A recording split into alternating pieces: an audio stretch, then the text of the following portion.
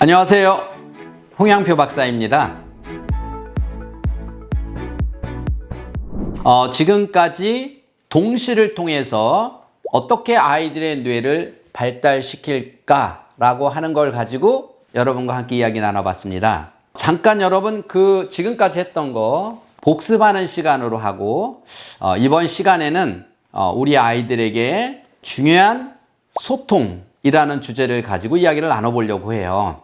여러분 혹시 스트레스 많이 받으면 엄청 받아 있을 때 옆에서 누가 무슨 말하면 소통이 되나요?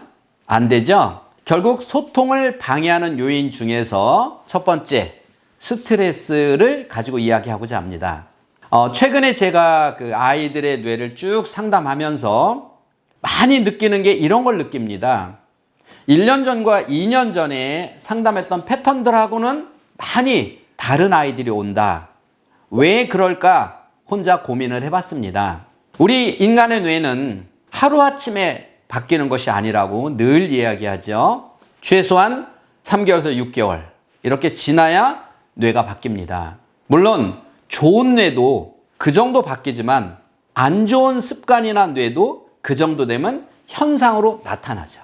그러면 최근에 나타나는 현상들이 어떤 거냐라고 했을 때 이제 아이들이 코로나19로 인하여서 하루하루 받는 이런 또 친구들하고 마음껏 뛰어놀지 못하고 또 집에만 있고 또 집에서 부닥치고 했던 이러한 부분들의 역효과, 이러한 스트레스들의 현상이 이제 나타나는 게 아닌가라고 하는 불길한 예감이 든다는 거예요. 그래서 훨씬 더 아이들이 과격하고 훨씬 더 행동이 심각한 아이들이 최근에 많이 상담 오는 걸 보면서 이제 그런 거 아닌가? 라고 싶습니다. 또 사회적인 문제 중에서도 이슈되는 그러한 문제들은 언제나 있어 왔지만 최근에 조금 더 이러한 사회적 이슈되는 모습을 보면 그러한 것들이 생활고로 인한 사건들보다는 누적 스트레스로 인하여서, 즉 스트레스를 참지 못해서 아이에게 행하는 힘없는 이런 아이에게 하는 과격한 행동들이나 아동학대들 이러한 부분들의 유형을 보면 이러한 것들은 코로나19로 인하여서 어른이나 아이나 제대로 스트레스 관리가 안 돼서 나타나는 현상이겠다라고 하는 생각이 든다는 겁니다. 다시 말하면 어른이라고 아이들이라고 누구나 그렇게 행동하는 것이 아니라 스트레스 관리에 취약한 사람들이 있습니다. 그러면 여러분들 한번 생각해 보세요. 여러분들은 어떤 방법으로 스트레스를 풀고 계신가요? 예를 들어서 어떤 사람은 운동을 하는 사람이 있고요. 그런데 요새 운동을 할 수가 없어요. 어떤 사람은 노래방을 가서 스트레스를 푸는 사람이 있어요. 그것도 또 두렵습니다. 어떤 사람은 또 직장 다니는 친구들하고 또 약주를 한잔하면서 이야기 나면서 푸는 사람이 있는데 요새는 그것도 또 힘들어져요. 아이들은 어떨까요? 아이들은 친구들하고 재밌게 놀면서 엄마와 함께 여행 가면서 그런 거잖아요. 여러분 어른들 대부분이요, 아니면 청소년 대부분 아이들이요, 가장 행복했던 시점을 이렇게 금으로 거놓고 내가 15살이다 그러면 0세부터 15살까지 이렇게 금을 거놓고 이 중에 가장 행복한 시점을 찍어라 라고 하면 찍으면 그때가 어느 때니? 라고 했을 때 대부분 아이들은요 가족이 함께 했던 시간들이요. 뭐 가족이 생일 파티를 해줬다든지 여행을 갔다든지 하는 이런 시간들이 가장 행복한 시간인데 그 행복이라는 건 뭐냐면 그 행복은 앞으로 살아갈 때 힘이고 받았던 스트레스를 없애는 거라는 거죠. 그런데 최근에는 그것마저 자유롭지 않다는 거예요. 자, 이렇게 온통 사회가 코로나19로부터 갇혀 있을 때 가장 위험한 건 뭐냐? 스트레스를 해소하지 못한다는 거예요. 그래서 이것으로 인하여서 많은 현상들이 나오고 있다는 겁니다. 그러면 어떻게 해야 이 스트레스를 우리가 가정에서 혹은 나는 혹은 우리 남편은 어떻게 해야 풀 수 있을까라고 하는 겁니다. 스트레스를 푸는 것은요 사실은 습관성입니다. 그래서 제가 물어봤잖아요. 여러분은 어떻게 스트레스를 푸나요?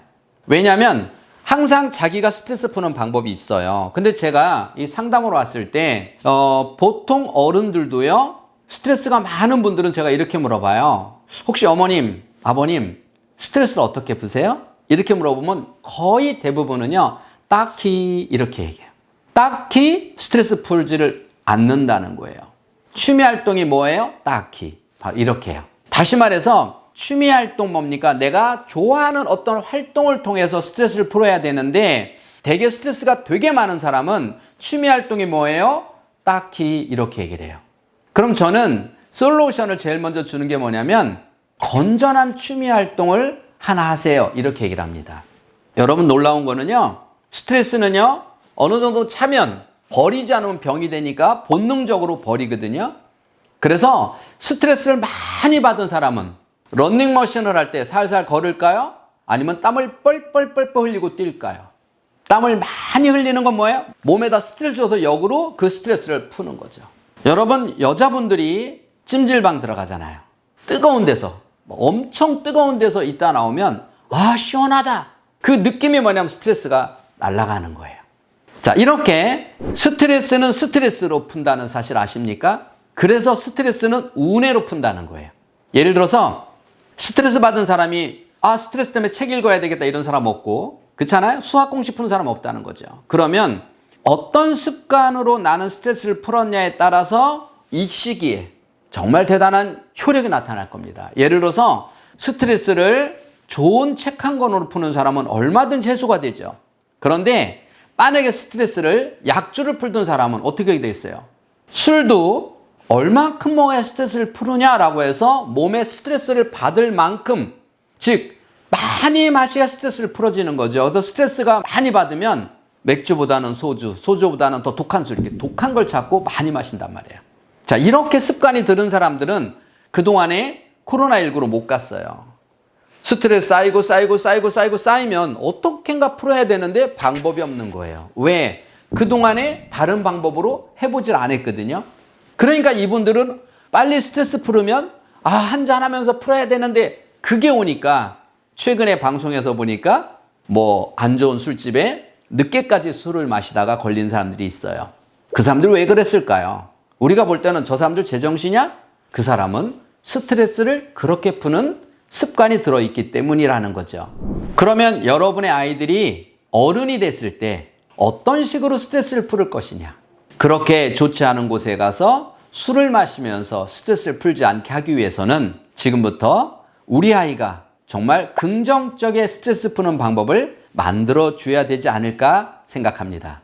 그래서 여러분들이 아이들에게 어려서부터 건전한 방법으로 또 건전한 취미 활동을 만들어 주는 거는 이 아이가 어른이 됐을 때도 스트레스 관리하는 데서는 큰 힘이 된다는 거예요. 특히 이 코로나19처럼 마음껏 스트레스를 풀을 수 있는 이 단절된 이런 쪽에서는 더욱 심해진다는 거죠. 그러면 이렇게 스트레스를 풀지 못했을 때 우리 사람의 뇌는 어떻게 되며 또 그럼 어떻게 해야 이 스트레스를 풀을 수 있을까? 다음 편에서 명쾌하게 드리도록 하겠습니다. 여러분 스트레스 많이 받으시죠? 저는 이렇게 스트레스를 받고 이렇게 푸는데 혹시 괜찮은 방법인가요? 댓글 주시면 명쾌하게 답 드리도록 하겠습니다. 지금까지 인간수업의 홍양표 박사였습니다. 감사합니다.